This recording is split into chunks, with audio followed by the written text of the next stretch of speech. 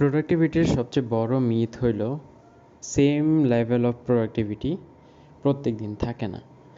এটা সবার ক্ষেত্রে, এটা ইউনিভার্সালি সবার ক্ষেত্রে।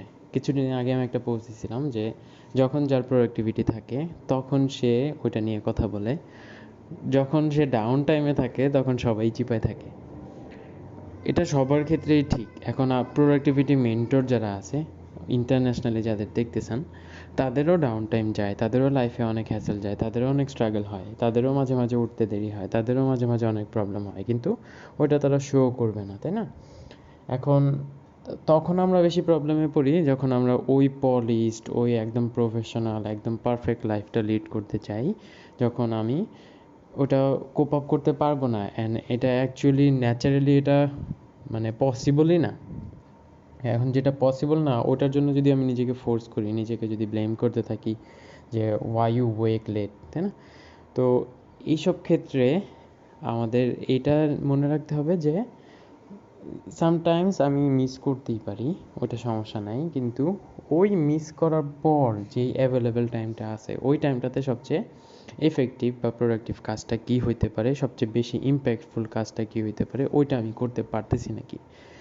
এই জিনিসগুলোতে খেয়াল রাখলে দেখা যাবে যে আমার ওই স্যাটিসফ্যাকশন লেভেলটা আসবে। আর আমি যখন নিজেকে ওইটা কনসোল করব বা বুঝাবো যে না, ইট ক্যান হ্যাপেন অ্যান্ড এটা হইলে সমস্যা নেই, এটা হইতেই পারে। হ্যাঁ, তো অনেক সময় আমরা নিজেদেরকে অনেক বেশি ফোর্স করি একটা কিছু অ্যাচিভ করার জন্য, কিন্তু একটা সার্টেন লেভেল পর্যন্ত আমাদের ওইটাতেও ফ্লেক্সিবিলিটি দেওয়া উচিত।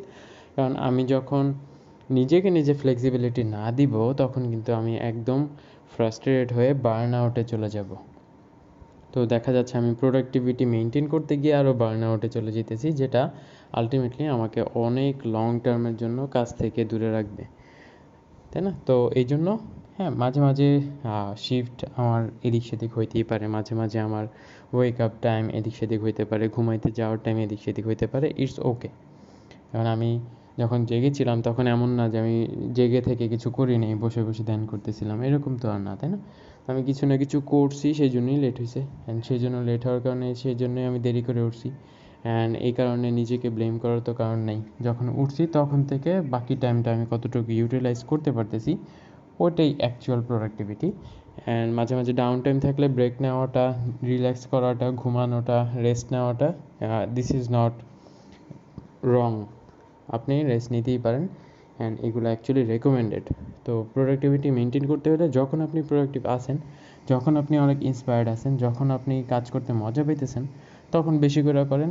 যখন আপনি মজা পাইতেছেন না, বার্ন আউটে আছেন, তখন বেয়ার মিনিমামটা করেন। তখন জাস্ট আপনার সিস্টেম যেন চলতে থাকে, ওই অতটুকু করতে পারলেই দ্যাটস এনাফ।